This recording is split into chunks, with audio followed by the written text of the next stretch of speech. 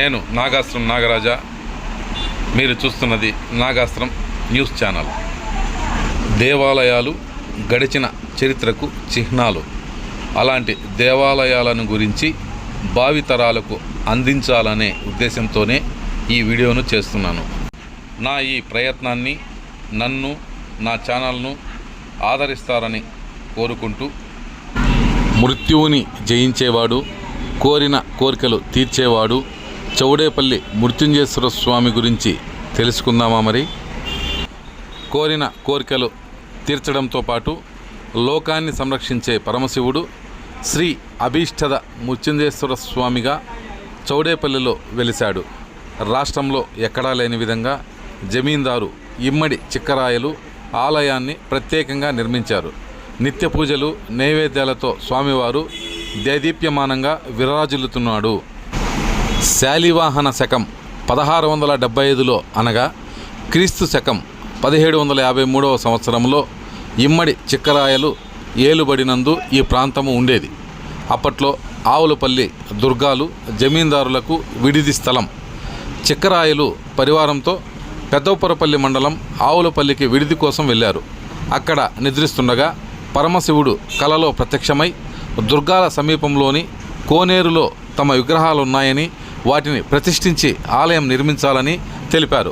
వెంటనే రాయలు కోనేరు వద్దకు వెళ్ళి చూడగా శివపార్వతులు వినాయకుని విగ్రహాలు లభ్యమయ్యాయి. దీంతో చిక్కరాయలు సొంత నివాసంలో ఆలయాన్ని నిర్మించాలని తలచి ఆస్థానానికి తిరుగుముఖం పట్టారు. పొద్దుపోవడంతో చెట్లు పొదలతో నిండిన ఓ ప్రాంతంలో రాత్రి బస చేశారు. ఆహ్లాదకరంగా ఉన్న ఈ ప్రదేశం నచ్చిందని, ఇక్కడే ఆలయాన్ని నిర్మించాలని రాయలకు శివుడు మళ్ళీ కలలో చెప్పాడు.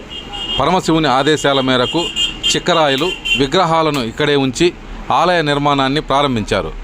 దేశంలోని ఏనుగులు, గుర్రాలు, కూలీలను పిలిపించి ఎక్కడా లేని విధంగా ఆలయ నిర్మాణం కొనసాగుతూ వచ్చింది. మధ్యలో రాయలకు జబ్బు చేసి ఆలయ నిర్మాణం ఆగిపోయే స్థితికి వచ్చింది. దీంతో ఆయన ఆలయ నిర్మాణం పూర్తయ్యే వరకు తనను బ్రతికించాలని శివుణ్ణి వేడుకోగా ఆయనకు జబ్బు నయమైంది. తాను జీవించాలని కోరిన వెంటనే వరమిచ్చాడని, కాబట్టి శివుణ్ణి శ్రీ అభీష్టద మృత్యుంజయేశ్వర స్వామిగా పేరు మార్చి ఆలయ నిర్మాణం పూర్తి చేశాడు. ఆలయం ముందు 62 అడుగుల రాతితో చెక్కబడిన ఏకశిలను ధ్వజస్తంభంగా ఏర్పాటు చేయాలని తలచిన రాయల ఆశలు నెరవేరలేదు. దీంతో నిరాశ చెందిన ఆయన పొంగునూరుకు వెనుదిరిగి వెళుతుండగా మార్గమధ్యంలో ఓ బ్రాహ్మణుడు ఎదురుపడి జమీందారుని నిరాశ గుర్తించి వెనుదిరిగి చూడమన్నాడు.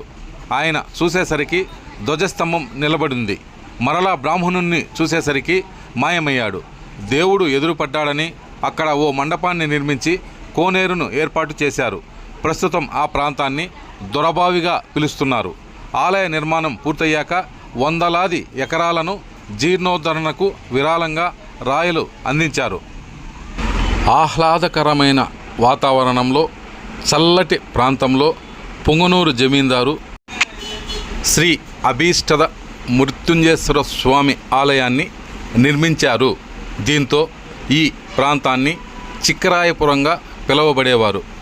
రూపాంతరం చెంది ప్రస్తుతం చౌడేపల్లిగా పిలువబడుతోంది. ఎవరికైనా అనారోగ్యంతో పాటు తీరని కోరికలుంటే ఆలయంలో 42 రోజుల పాటు అఖండ దీపారాధన పూజలు జరిపితే పరమశివుడు వారి బాధలను తొలగిస్తాడని భక్తుల విశ్వాసం. దీంతో రాష్ట్రంతో పాటు కర్ణాటక, తమిళనాడు తదితర రాష్ట్రాల నుంచి విశేష సంఖ్యలో భక్తులు తమ కోరికలు తీరాలని, వ్యాధుల నుంచి విముక్తి పొందాలని అఖండలము పూజలు చేయిస్తారు. శ్రీ అభీష్టద మృత్యుంజయేశ్వర స్వామిని పలువురు ప్రముఖులు దర్శించుకున్న సంఘటనలు ఉన్నాయి. ప్రముఖ గాయకుడు స్వర్గీయ ఘంటసాల వెంకటేశ్వరరావుకు జబ్బు చేసినప్పుడు మృత్యుంజయేశ్వర స్వామిని దర్శించుకుని ఇక్కడ పాటలు పాడి తర్వాత 100కు పైగా పాటలు పాడిన చరిత్ర ఆయనకు ఉంది. గాయకుడు శ్రీనివాసులు, సినీ దిగ్గజాలు జగ్గయ్య, చరణ్ రాజ్ వంటి వారు, రాజకీయ ప్రముఖులు, సుప్రీంకోర్టు న్యాయమూర్తి సరస వెంకటనారాయణ భట్టి, ఐఏఎస్, ఐపీఎస్ అధికారులు స్వామివారి మహిమలను తెలుసుకొని దర్శించుకొని వెళుతున్నారు. ఇలాంటి మహిమగల అభీష్టద మృత్యుంజయేశ్వర స్వామి ఆలయాన్ని సందర్శిద్దాం, ధన్యులు అవుదాం. ఈ వీడియోకి ఒక లైక్ కొడదాం, ఇతరులకు షేర్ చేద్దాం.